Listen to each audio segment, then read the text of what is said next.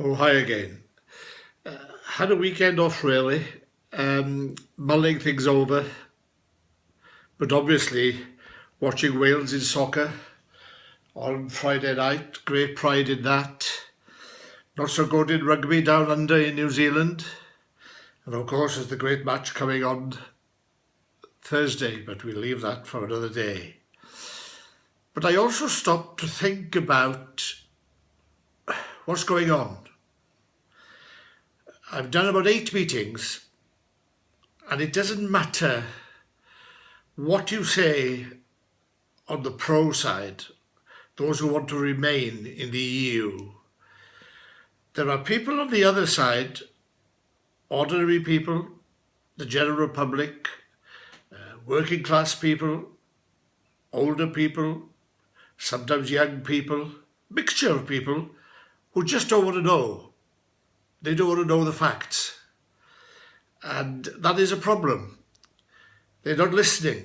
They don't want to listen. They're cynical. So I've been thinking over the weekend, why on earth is all that happening? What has caused it? But before starting with that, I want to go back to Mr. Cameron and his decision to call a referendum, because that is part of this.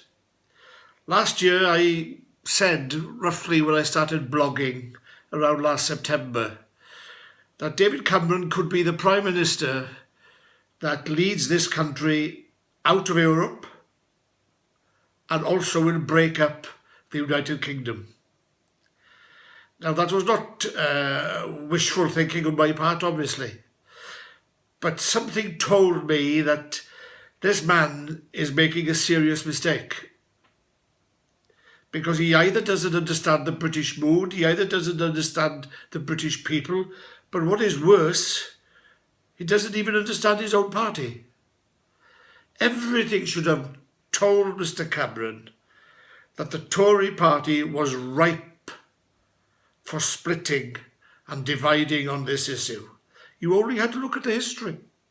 Since the 80s, it's been a problem. So if he thought that he would unite the party by holding and agreeing to a referendum to keep UKIP on the one hand happy, and then what people thought for a while, a quarter or a third of his own party happy, which turned out to be it's almost 50-50 inside his own party, and he should have known. Because look what happened to Mrs. Thatcher, what happened to John Major, what happened to the pro-Europeans inside the Tory party. Heseltine, Ken Clarke, Geoffrey Howe. And then who were the following leaders after John Major? Ian Duncan Smith, Michael Howard. It was clear to any rational person that this was not going to be a walk in the park for the Prime Minister. This was not something that would be over and done with. So, when we hear and saw and witness what happened in Marseille, and some of those English fans saying, F off Europe, F off EU, we are going to vote to come out. Now that was an expression which is underneath the surface, because I've heard it. Not said as starkly as that. In the meetings I've been in, they've been conditioned over 10 years and more by UKIP and the right wing of the Tory party in particular. Also some people in the Labour Party. And then you've had underneath the surface the National Front, the British National Party. There's been that underlying problem, especially in relation to Europe. So therefore, this is a gamble. And I never thought it was going to be as much of a gamble. I used to think the first gamble and the biggest gamble was the one of coming out of Europe. Now I'm beginning to think that the biggest gamble was David Cameron's decision in the first place, because he never got hold of the mood and he never quite understood his party.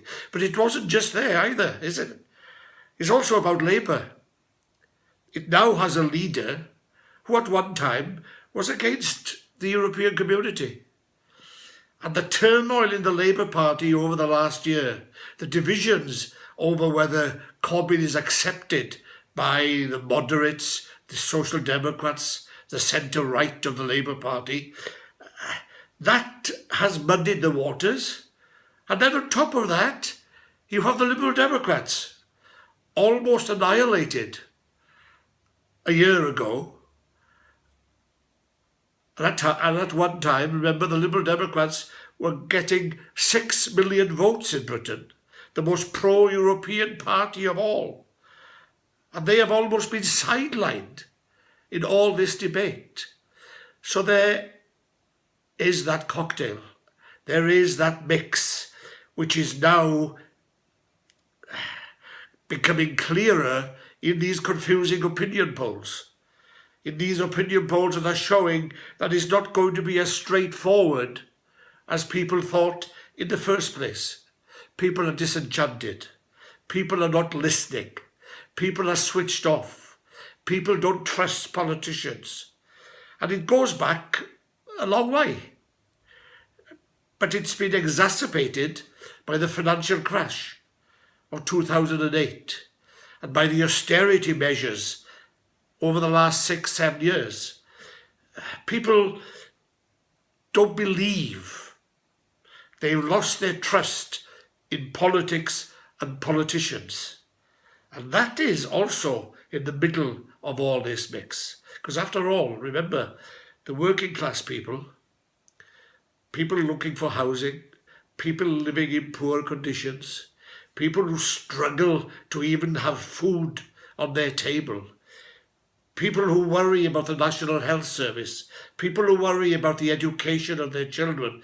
Is there space in a school for their child? And we can add on to all this. This is also in this mix. And it shouldn't be, of course. Because the problems, the internal problems of Britain, has nothing to do with the EU. National health problems, the education problems, the housing problems, the transport problems, you name it.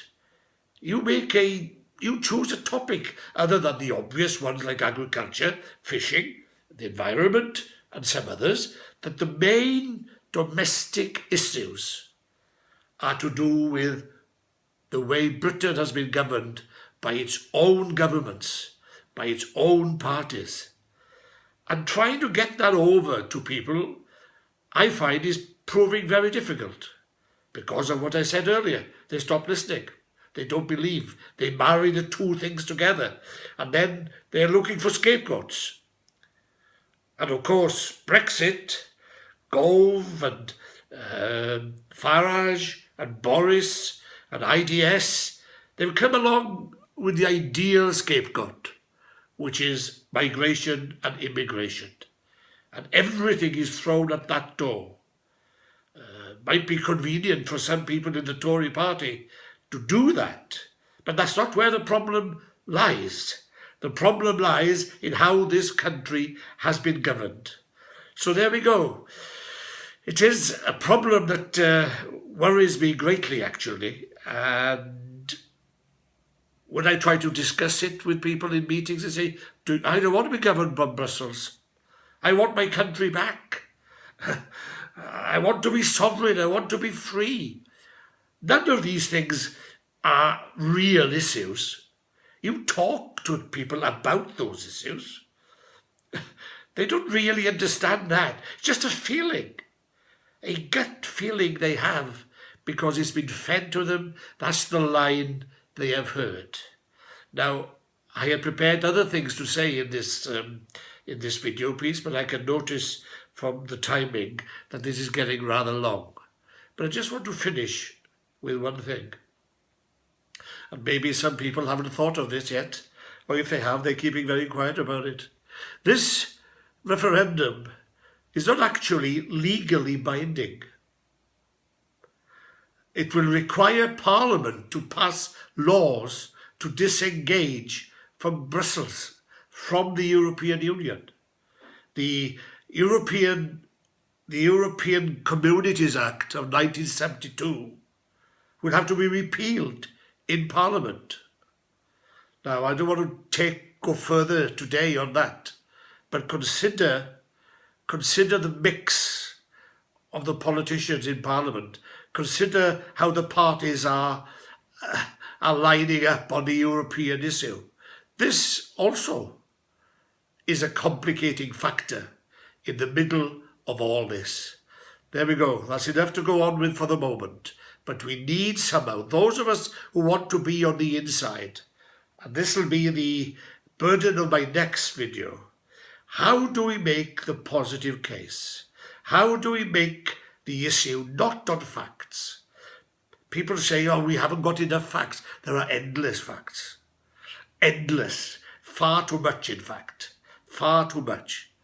It's not facts they want. They need practical reasons, elevated reasons, why we should remain in the European community. Thank you.